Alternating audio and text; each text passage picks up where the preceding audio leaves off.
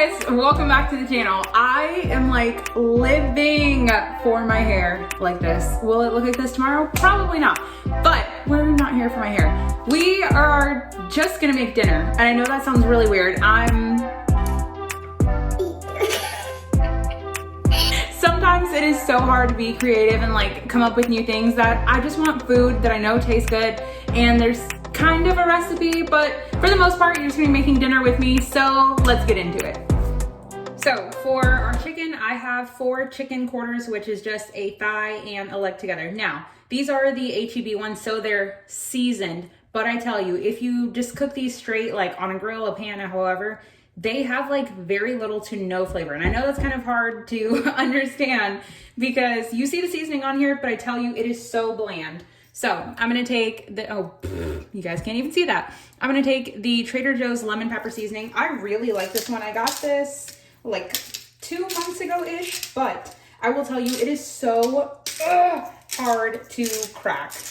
And of course, what we do to one side, we're gonna do to the other side. So these 2 are gonna be lemon pepper, and the other one is gonna be the Flavor God Everything Spicy. I like these seasonings because they don't have any salt in them, so you can add your own amount of salt.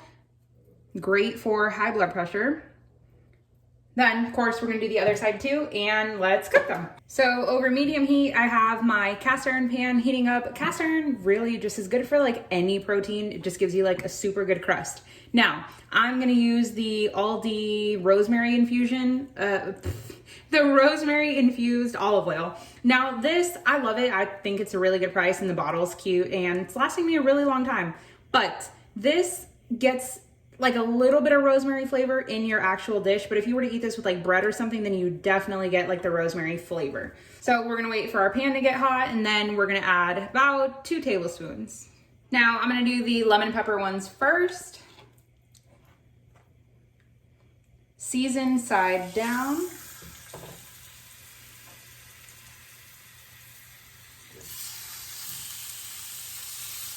So because they have the bone in, of course, they're gonna take a little bit longer to cook. So I'm just gonna go ahead and, see, this seasoning is like ridiculous. It's so good, but it's so hard to get out. We're gonna season the other side and then let it cook for about 7 to 8 minutes aside. So now we can check on them and give them a flip. So a note. If your chicken is sticking, that means it's not ready to flip. That literally means on the grill, in a pan. This was not sticking.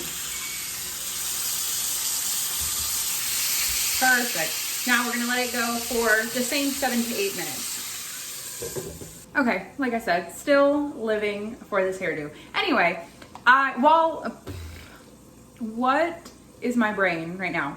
While our chicken is still cooking, I went ahead and got some snow peas. So whenever I'm cooking anything, I go based off of what's gonna expire first or what I have that's kind of looking like, you know? So I bought these a while ago, and they're not super perfect. They're still nice and bright and green, but okay, point is, they're still gonna taste good. Yeah, okay. What was the point of me adding this clip in? I don't know, but snow peas is our side. You know, I never realized how much I talk until I edit my own videos. And then I'm like, cut this out, cut this out, cut this out. Damn. So now we're gonna check our chicken. Shout out to my best friend for getting me this for Christmas, the Sharper Image probe thermometer. This is a must. I don't care whether you've been cooking for years or whether this is your first dish you're making. Trust me, you do not know when chicken is done unless you cut into it or temp check it. So we're just gonna put it in the thickest part of the leg, and chicken to be done should be 165. We're at 149, so we are almost there. Just to be safe, gonna do the same thing with the thigh. Remember, you don't wanna hit bone because the bone is always gonna maintain a lot of the heat.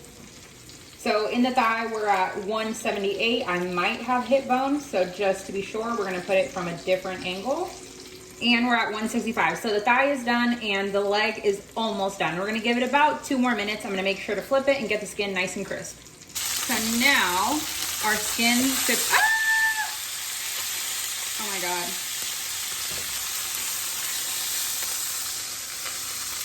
Look at that skin. Woo! So pretty. Woo!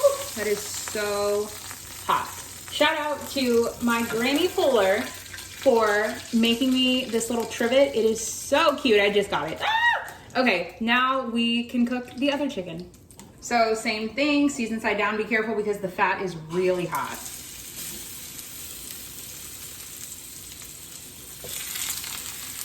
Now we're gonna add the lid and cook it the same exact way. And while the rest of the chicken is still cooking, last minute we decided in the freezer we had some tater tots, so why not make those? I like literally never make this, so it took me like 5 minutes to read the directions to even find what temperature, but 450 for 12 minutes. Woo! This one got even more beautiful than the first one. Oh, we got stuck together. Ah! Okay, on with the lid. Now we can take our chicken out. Woo! So pretty. Now while that's resting, then we can work on our veg. So in all of this delicious, beautiful fat, we're gonna add some snow peas.